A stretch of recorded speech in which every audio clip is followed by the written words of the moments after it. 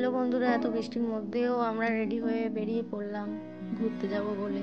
দেখো প্রচুর বৃষ্টি হচ্ছে, চারিদিকে সবুজই সবুজ। তো আমরা এখন ঘুরতেই যাচ্ছি। কোথায় যাচ্ছি আমরা একটু পরেই জানাবো। তো এখন স্টেশনের দিকে যাওয়া যাক। স্টেশনে চলে এসেছি। তো আমরা যেতে চলেছি এখন গঙ্গাসাগরের বৃষ্টি হয়ে গেছে, কিন্তু ওয়েদার খারাপ। তো আমরা এখন ট্রেনের জন্য অপেক্ষা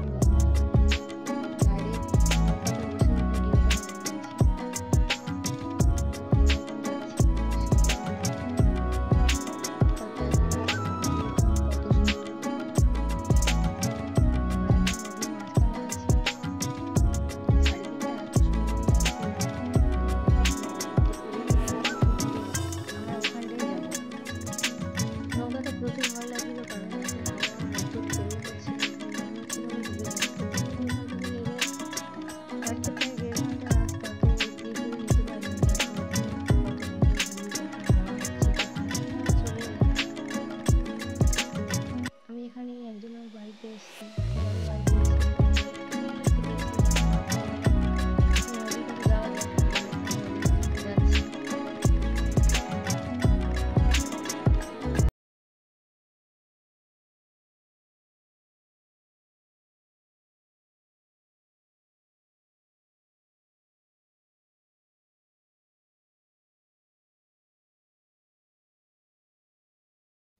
দেখো কোথায় এসছি আমরা, বাঁধের ওপর উঠে পড়েছি।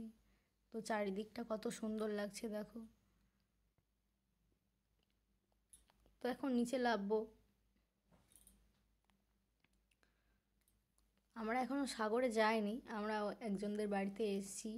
তো একটা বোনের বাড়িতে এসছি। তো এখানে একটু ঘোরা টোরা করলাম, করে আমরা সব বেরোবো।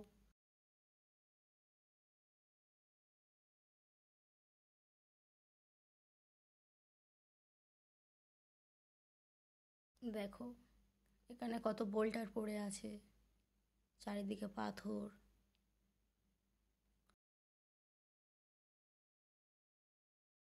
চারিদিকে একটু ঘুরে টুরে নিয়ে ভাবলাম একটু ভিডিও বানানো যাক।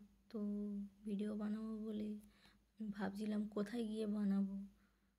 তো দেখছিলাম জল উঠছে না নেমে যাচ্ছে, আমি কিছু বুঝতে পারছি না।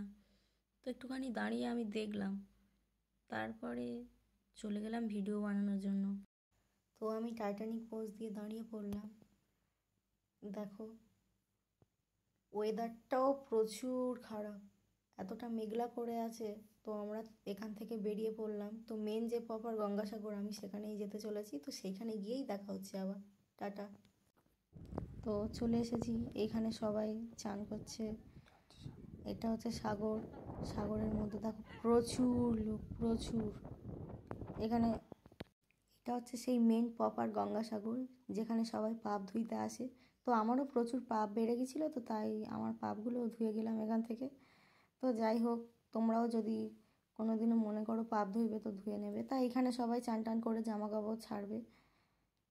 তো এরা সবাই দাঁড়িয়ে আছে, ওই সেই বাচ্চা মেয়েটা। এখানে চেয়ারগুলো আছে, এখানে বসলেই টাকা দিতে হবে, 20 টাকা করে। তো কেউ আর বসেনি। তো আমরা চান করতে চলে গেলাম। এরা সব এখন নদীতে স্নান করার সময় সব টাকা ফেলছিল। তো এরা সব সেই টাকাগুলোই খুঁজছিল।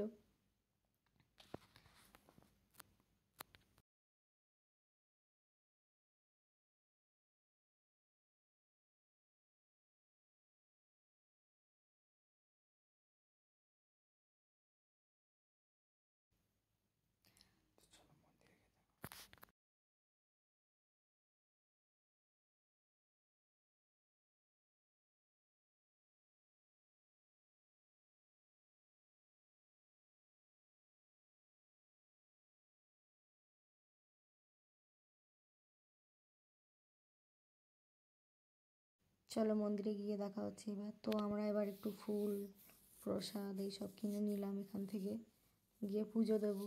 তো এটা হচ্ছে একটা মার্কেট, এরকম 2-3টে এরকম মার্কেট আছে। তো আমরা 1 নম্বর মার্কেটে ঢুকে পড়েছি। তো আমরা এখন দেখছি নেব বলে, তো আমরা নিয়েছি। স্নান টান করে জামা টামা ছেড়ে ফুল প্রসাদ নিয়ে এবার মন্দিরের দিকে রওনা দিচ্ছি। তো সামনে ওই মন্দির, কপিলমুনি মন্দির, যেখানে সবাই আসতে চায় নিজের পাপ মুক্তি করে পুজো দিতে, ভগবানকে ডাকতে। তো আমরাও চলে এসেছি। গঙ্গাসাগরে এখন প্রচুর সুবিধা, এখন দোকান টোকান সব কিছু রয়েছে। তো তোমরা যদি আসো কোনো প্রবলেম হবে না, এখানে হোটেলও আছে। এবার দেখো চারিদিকে কত পায়রা, প্রচুর পায়রা। আর এখানে এত পশু পাখি, এরা কেউ মানে তাড়ানোর জন্য কেউ কিছু বলে না, ওদেরকে সবাই খেতে দিচ্ছে। পায়রাগুলো হাতে থেকে এসেও খাচ্ছে, তো ওরা কেউ যাচ্ছে না।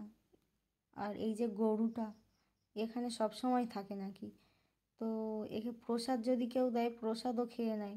বাতাসা দাও, লকুন্দনা দাও, মিষ্টি দাও, সব কিছুই খেয়ে নেয়। তো এ খাবে বলে ওই হাতে থেকে খেয়ে নিল, দেখতেই পাচ্ছ।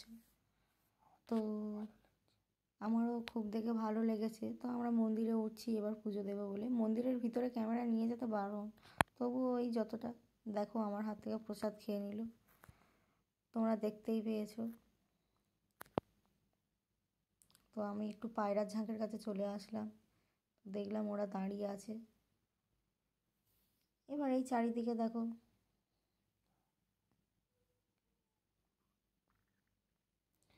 থামলে হবে না, বর্ণনা করতে এই হবে। হচ্ছে একটা শিবের মূর্তি। তুমি ওই ব্যাগে কাটো, এগুলো সব শান্ত হয়ে আছে, চুপচাপ হয়ে আছে, স্টপ করো। গঙ্গাসাগর ঘুরে আমার তো প্রচুর ভালো লাগলো। তোমরা যদি কেউ আসতে চাও তো এখানে থাকা খাওয়ার ব্যবস্থা সবই আছে, তোমরা আসতে পারো, কোনো সমস্যা হবে না। তো আমরা এবার এই ঘুরে টুরে নিয়ে এবার বাড়ির দিকে রওনা দেব। তো চলো, টাটা, বাই বাই। আমরা গঙ্গাসাগরে যাওয়ার সময় ভ্যাসেল পাইনি, তো বাড়িতে ফেরার সময় আমরা দেখছি যে এই ভ্যাসেলটা পেয়েছি, তো ভ্যাসেলে বসে আছি।